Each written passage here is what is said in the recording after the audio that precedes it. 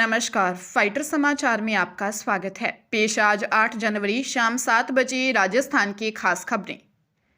राजस्थान में आज 23 जिलों में कोहरे और शीतलहर का असर रहा। सीकर, झुंझुनू, जयपुर समेत 10 जिलों के लिए ऑरेंज अलर्ट, जबकि श्रीगंगानगर, हनुमानगढ़, बीकानेर समेत 13 जिलों के लिए येलो अलर्ट जारी किया गया था। सर्दी के चलते प्रदेश के 27 जिलों में आज भी स्कूलों में छुट्टी रही। प्रदेश में दिन में भी रात जैसी सर्दी का अनुभव हो रहा है। बुधवार को श्रीगंगानगर में दिन की सर्दी चित्तौड़गढ़ और डूंगरपुर में पड़ने वाली रात की सर्दी के समान रही। राजधानी जयपुर भी शेखावाटी के फतेहपुर सीकर, पिलानी, झुंझुनू और चूरू से ज्यादा ठंडा रहा। मौसम विशेषज्ञों के अनुसार पहाड़ी इलाकों में बर्फबारी के कारण उत्तरी भारत के मैदानी इलाकों में अगले 4-5 दिनों तक इसी तरह की कड़ाके की सर्दी का दौर जारी रहने की संभावना जताई है। राजस्थान में पंचायत चुनाव से पहले सियासी पारा चरम पर पहुंच गया है। प्रदेश में प्रस्तावित पंचायत चुनावों की कवायद के बीच भाजपा और कांग्रेस में मनरेगा बनाम बीवीजी रामजी को लेकर सियासी टकराव तेज होता दिख रहा है। दोनों ही दल राजस्थान में ग्रामीण वोट बैंक को साधने के लिए अलग अलग रणनीतियों पर काम कर रहे हैं। कांग्रेस जहां मनरेगा और सामाजिक सुरक्षा योजनाओं को चुनावी हथियार बना रही है, वहीं भाजपा बीवीजी रामजी के जरिए जनता तक अपनी पकड़ मजबूत करने की तैयारी में है। एक और प्रदेश कांग्रेस ने केंद्र सरकार की नीतियों के विरोध में मनरेगा को चुनावी मुद्दा बनाते हुए 45 दिन तक मनरेगा बचाओ अभियान चलाने की घोषणा की है। वहीं भाजपा ने बीवीजी रामजी योजना के प्रचार प्रसार के लिए जन जागरण अभियान की तैयारी शुरू कर दी है। दोनों दलों के अभियान फरवरी तक चलने के संकेत हैं। इस बीच पंचायत चुनाव का सियासी शोर चरम पर पहुंचने की संभावना है। डूंगरपुर पुलिस ने देश भर में 160 करोड़ की ऑनलाइन ठगी के एक और शातिर को गिरफ्तार किया। पुलिस मामले में 2 आरोपियों को पहले गिरफ्तार कर चुकी है, जबकि ऑनलाइन ठगी के सरगना कुवैत, दुबई और जॉर्जिया बैठे ऑनलाइन ठगी को अंजाम देते थे। उन्हें पकड़ने के लिए पुलिस मुख्यालय से सलाह ली जा रही है। एसपी मनीष कुमार ने बताया कि देश भर में 160 करोड़ रुपए की ऑनलाइन ठगी करने वाले रैकेट का भंडाफोड़ करते हुए 2 आरोपियों को पहले गिरफ्तार किया था, लेकिन वारदात में शामिल एक और आरोपी 24 वर्षीय मनीष कलाल निवासी इंद्रखेत थाना सदर फरार चल रहा था। उसकी तलाश की जा रही थी। आरोपी मनीष कलाल ने भी भोले भाले लोगों के बैंक खाते खुलवा कर दुबई, कुवैत और जॉर्जिया बैठे शातिर ठगों को दिए थे, जिससे ऑनलाइन ठगी की गई। आरोपी ने वारदात कबूल कर ली है। चूरू सीजेएम कोर्ट ने 77,34,000 रुपए के आरजीएचएस घोटाले में बड़ा एक्शन लेते हुए पुलिस की जांच को संदिग्ध और दूषित करार दिया है। कोर्ट ने जांच अधिकारी की भी भूमिका पर सवाल उठाते हुए डीजीपी को उनके खिलाफ कार्रवाई के निर्देश दिए हैं। कोर्ट ने डॉक्टर पवन जांगिड़, डॉक्टर कविता धनखड़, शिवम आयुर्वेदिक मेडिकल स्टोर संचालक और 8 लाभार्थियों समेत कुल 13 लोगों को आरोपी मानकर गिरफ्तारी वारंट जारी किए हैं। डॉक्टर पवन जांगिड़ की पर्चियों से ही 47,84,000 की फर्जी दवा बिक्री दिखाई गई। कोतवाली पुलिस ने केवल कंप्यूटर ऑपरेटर जितेंद्र स्वामी को गिरफ्तार कर बाकी सभी को गवाह बना दिया, जिसे कोर्ट ने आपराधिक षड्यंत्र माना। तत्कालीन सीएमएचओ डॉक्टर मनोज कुमार शर्मा की शिकायत पर दर्ज इस मामले की अगली सुनवाई 30 जनवरी 2026 को होगी। यह मामला आरजीएचएस धोखाधड़ी से जुड़ा है। सरकारी स्कूलों की सूरत बदलने के लिए केंद्र की पीएम श्री योजना को लेकर सरकार सख्त हो गई है। मुख्यमंत्री और मुख्य सचिव के निर्देशों के बाद अब इन स्कूलों को शोकेस मॉडल के रूप में विकसित करने की तैयारी है। शिक्षा संकुल में मुख्य सचिव वी श्रीनिवास ने बताया कि अधिकारियों की मैराथन बैठक लेकर स्पष्ट किया कि अब केवल कागजों पर काम नहीं चलेगा, बल्कि धरातल पर बदलाव दिखना चाहिए। निरीक्षण की इस नई व्यवस्था में सबसे खास बात यह है कि संयुक्त सचिव स्तर के आईएएस अधिकारी प्रत्येक जिले के 2-2 पीएम श्री स्कूलों का चुनाव करेंगे।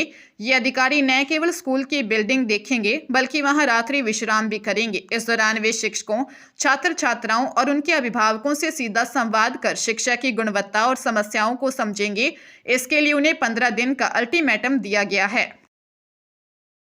जयपुर स्टेट जीएसटी की प्रवर्तन शाखा ने जयपुर एयरपोर्ट पर बड़ी कार्रवाई करते हुए हवाई कार्गो के जरिए की जा रही करोड़ों रुपए की कर चोरी का खुलासा किया है। कार्रवाई में भारी मात्रा में बुलियन, नेचुरल डायमंड, सोना व हीरा ज्वेलरी जब्त की गई, जिससे शहर के कई नामी ज्वेलर्स में हड़कंप मच गया है। मुख्य आयुक्त कर विभाग कुमारपाल गौतम के निर्देश पर प्रवर्तन शाखा ने इस कार्रवाई को अंजाम दिया। विभाग को कोलकाता से जयपुर तक बिना वैध दस्तावेजों के कीमती ज्वेलरी के अवैध परिवहन की गोपनीय सूचना मिली थी। रणनीति के अनुसार जैसे ही घरेलू हवाई अड्डे से कुरियर के माध्यम से संदिग्ध पार्सल रवाना किए गए, प्रवर्तन दल ने तत्काल घेराबंदी कर उन्हें रोककर जांच की। जांच में पार्सल में मौजूद माल के वैध दस्तावेज प्रस्तुत नहीं किए जा सके, जिसके बाद संपूर्ण ज्वेलरी को जब्त कर लिया गया। जांच में यह मामला संगठित अंतर्राज्यीय नेटवर्क से जुड़ा बताया जा रहा है।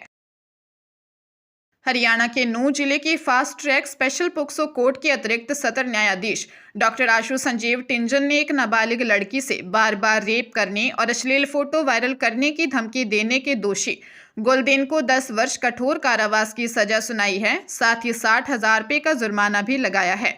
विशेष लोक अभियोजक विजय सहरावत ने बताया कि मामला पिनगवा थाना क्षेत्र के एक गांव का है। 20 अगस्त 2022 में पीड़िता की दादी ने रिपोर्ट दी कि आरोपी गुलदीन ने उनकी 15 वर्षीय नाबालिग नवासी के साथ रेप किया और उसकी अश्लील वीडियो रिकॉर्ड कर लिया। वीडियो वायरल करने की धमकी देकर आरोपी बार बार रेप करता रहा। बाद में आरोपी ने अश्लील वीडियो फोटो सोशल मीडिया पर वायरल कर दिए। बाद में पुलिस द्वारा मुकदमा दर्ज कर आरोपी को अरेस्ट करने के बाद कोर्ट में चालान पेश किया। कोटा के कुन्हाड़ी क्षेत्र में एक बड़े बिल्डर घोटाले का मामला सामने आया है, जहां रिमशा बिल्डर्स एंड डेवलपर्स के संचालक करीब 160 लोगों के 25 करोड़ रुपए लेकर फरार हो गए हैं। नया खेड़ा गांव में वर्ष 2018 में रिमशा रेजिडेंसी प्रोजेक्ट शुरू हुआ था, जिसमें 300 फ्लैट्स बनाए जाने थे। बिल्डर गिरीश सावलानी ने 160 से अधिक लोगों से प्रति फ्लैट 5 लाख रुपए एडवांस लिए। कई लोगों ने 10 से 15 लाख का बैंक लोन लेकर भी बिल्डर को दिया। साल 2020 में पोजेशन मिलना था, लेकिन बिल्डर ने केवल 2 बिल्डिंग्स के ऊंचे ढांचे खड़े किए और काम बीच में छोड़कर गायब हो गया। पिछले 7 साल से लोग अपने आशियाने और निवेश के लिए भटक रहे थे।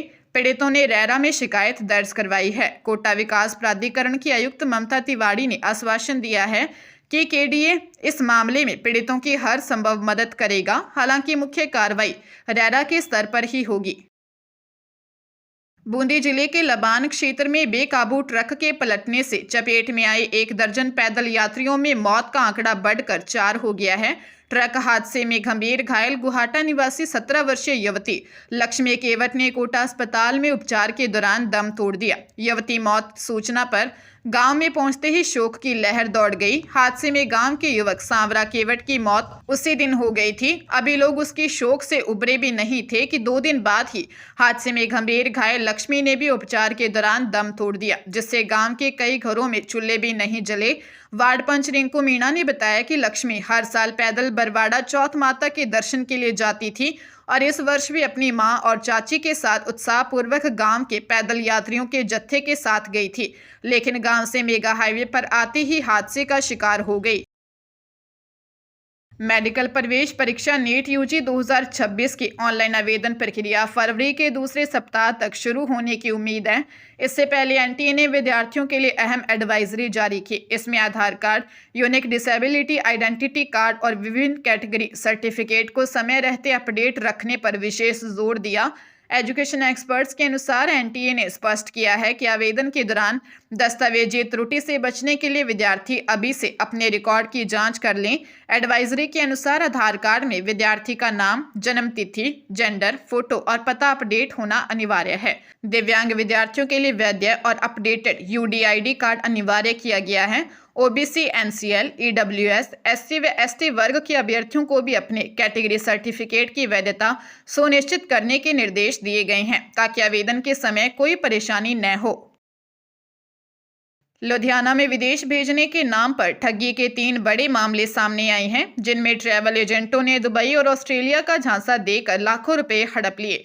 थाना डिवीजन नंबर 8 में दर्ज मामले के अनुसार चीमा चौक निवासी यम बहादुर ने अपनी बेटी मनी कुमारी को दुबई भेजने के लिए फिरोजपुर रोड स्थित एजेंट कमलप्रीत खटरा को 3,70,000 रुपए दिए थे। साल 2025 की शुरुआत में हुई इस डील के बाद न तो बेटी को विदेश भेजा गया और न ही पैसे वापस मिले। जांच के बाद आरोपी के खिलाफ केस दर्ज कर लिया है। थाना मोती नगर में ट्रैवल एजेंट दविंदर सिंह और माही शर्मा नेवा एंटरप्राइजेस के खिलाफ 2 अलग-अलग एफआईआर दर्ज हुई हैं। वहीं नवा शहर के राकेश कुमार से उनके बेटे को ऑस्ट्रेलिया का वर्क परमिट दिलाने के नाम पर 7 लाख रुपए ठगे गए और अमृतसर के भूपिंदर सिंह से इसी एजेंट जोड़ी ने ऑस्ट्रेलिया भेजने का भरोसा देकर 1,69,000 रुपए ऐंठ लिए।